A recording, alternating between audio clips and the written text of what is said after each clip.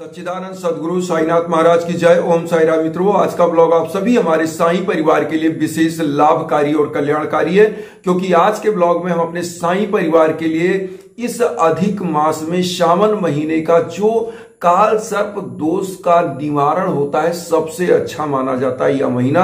और आज मैं ये बताना चाहता हूं काल सर्प दोष का लक्षण क्या है, इसका निवारण क्या है, और काल सर्प दोष की होने से आपके जीवन में क्या क्या हानियां आती हैं। काल सर्प दोष अशुभ होता है या शुभ होता है, यह सब हम बताएंगे। तो सबसे पहले तो हम लोग यह जान ले कि काल सर्प दोष का लक्षण क्या है। देखिए, काल सर्प दोष अगर कुंडली में आप बिलीव करते हैं तो राहु और केतु के बीच में अगर सभी ग्रह आ जाते हैं तो ऐसी स्थिति को बोलते हैं काल सर्प दोष। अगर आपके पास जन्म पत्री भी नहीं है तो आप काल सर्प दोष को कैसे पहचानेंगे, उसका लक्षण क्या है। देखिए, काल सर्प दोष अगर होता है आपकी कुंडली में या आपकी जन्मपत्री भी नहीं है और जीवन में ऐसी घटनाएं घट रही हैं, तो आप जान लीजिए कि काल सर्प दोष है।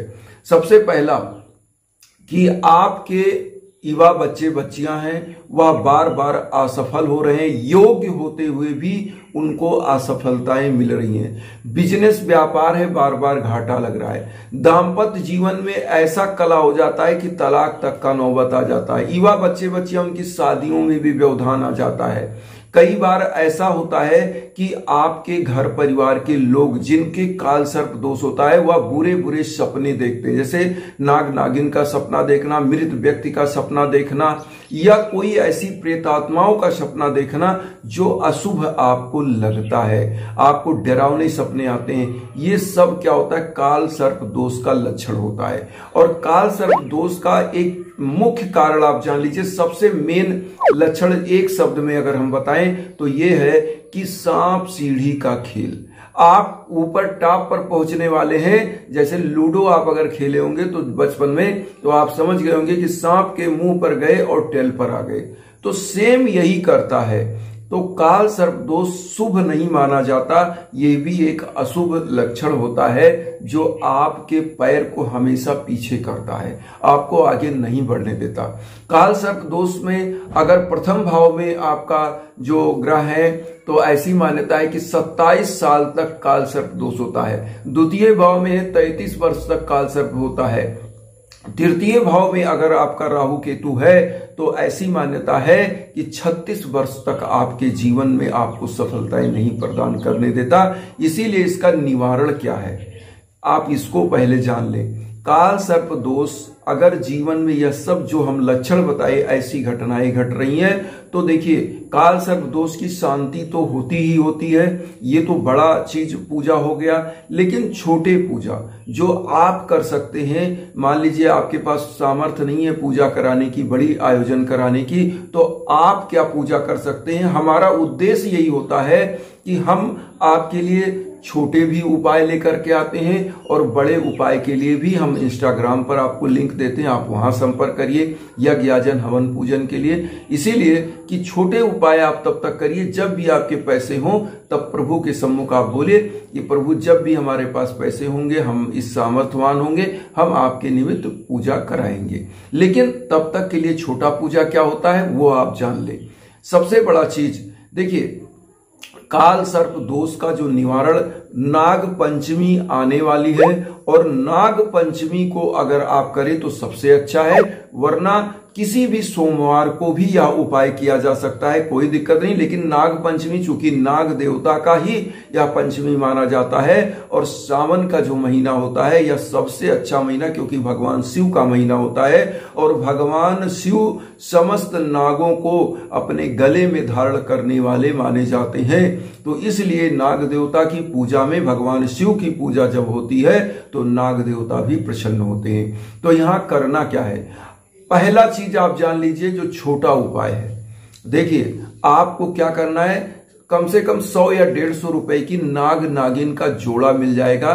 किसी भी जो स्वर्णकार होता है, सोनार होता है, जो ज्वेलरी बेचते हैं, उनके यहां जाएंगे तो वो तार को लपेट के छोटा सा वो नाग नागिन का जोड़ा वो बना देंगे। 100 या 150 रुपए में आपको मिल जाएगा, तो उसको ले लीजिए। ये उपाय कैसे करना है उसको ले लिया। और आप क्या करिए, ताड़ का पत्र अगर मिले तो उसको ले लीजिए। वैसे ताड़ का पत्र बहुत लोगों को नहीं मिल पाता है, हर जगह पेड़ नहीं होता। तो आपको क्या करना चाहिए कि या तो पान का पत्ता ले लीजिए, या तो बरगद का पेड़ का पत्ता, जो बरगद होता है उसका पेड़ का पत्ता, या पीपल के पत्ते को भी ले सकते जो बड़ा पत्ता हो।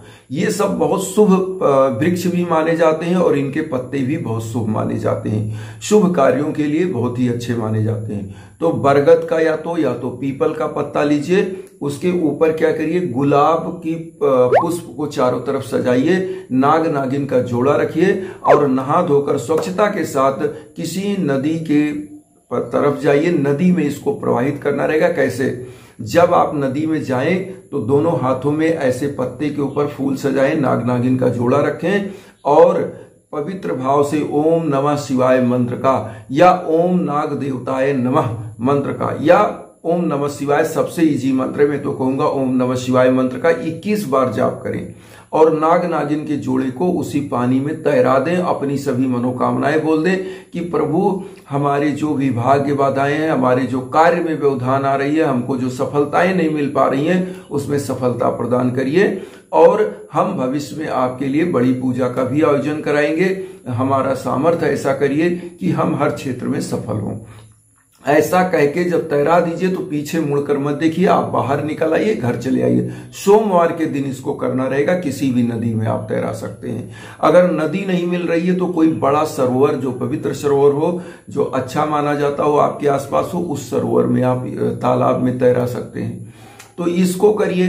अब एक चीज और इसका है उपाय क्या है, आप बेलपत्र लीजिए, आकड़े का मतलब मंदार का जो पुष्प होता है उसको लीजिए और सब दिया लीजिए, घी का दीप, चंदन केसर युक्त और सेंटेड चंदन का इत्र आप लीजिए, इत्र वो सब ले जाके भगवान भोलेनाथ पर ओम नमः शिवाय मंत्र का जाप करते हुए दीप से आरती करके, और उसके बाद अगर उस शिवालय में नाग नहीं रखा गया, जैसे आप देखेंगे शिवलिंग के ऊपर नाग रहता है, अगर वह नहीं है तो आप वहां पर दान कर दें।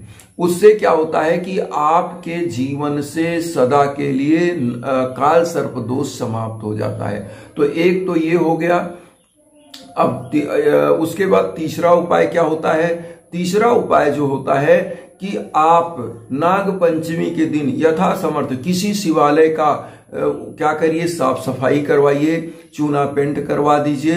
तो इससे भी शिव भगवान प्रसन्न होते हैं। उनकी शिवालय का जब आप साफ सफाई करवाते हैं तो इससे भी आपके काल सर्प दोष समाप्त होते हैं। और बड़ी पूजा का जो आयोजन होता है काल सर्प दोष के लिए, इसमें 9 जोड़े चांदी के काल सर्प के लिए वो चांदी के सर्प बनते हैं। इसमें संजीवनी महामृत्युंजय का जाप होता है और इसमें लगभग 7 से 8 दिन आपके लिए पूजा का आयोजन, मंत्रों का जाप होने के बाद फिर आपके लिए नदी में प्रवाहित करने के लिए 9 जोड़े सर्प बना करके उनको प्रवाहित करके फिर आपके लिए जो है वो हवन होता है। तो इस तरह से होता है। ये बड़ी पूजा है। लेकिन छोटी पूजा जो हमने बताया वो आप करिए। जो पहला उपाय बताया कि आप पीपल का या तो पत्ता लीजिए या बरगद का पत्ता ले लीजिए, बरगद के पेड़ का, उसमें गुलाब का पंखुड़ी, गुलाब का फूल रखिए, उसमें नाग नागिन का जोड़ा और इसको ओम नमः शिवाय 21 बार कहते हुए सोमवार को प्रवाहित कर दें। नाग पंचमी आ रहा है, नाग पंचमी के दिन इसको कर दें।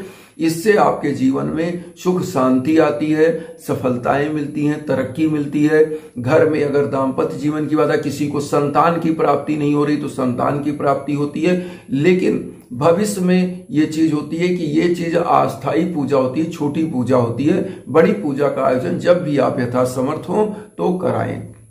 अब एक चीज यहां पर और कहेंगे कि वसुधैव कुटुंबकम की जो भावना हम लेकर चलें, उसमें तो चैनल को सब्सक्राइब करके आप लोग आशीर्वाद दीजिए। और कोई भी यज्ञ याजन हवन पूजन आपको कराना है तो हमारा जो इंस्टाग्राम है, मैं लिंक देता रहता हूं वीडियो के बीच में, उस इंस्टाग्राम के लिंक पर आ पाइए। जो भी हमारे लायक हम आपको सजेशन देते हैं आपके लिए पूजा आयोजन, जो भी चीज आप यज्ञ याजन कराना चाहते हैं, जब आपके नाम पर गोत्र पर संकल्प होकर पूजा होता है तो जीवन की समस्त बाधाएं दूर होती हैं। इन्हीं के लिए हम आपको इंस्टाग्राम का लिंक देते हैं कि आपको कहीं भटकना ना पड़े। तो इन्हीं भावनाओं के साथ ओम साई राम।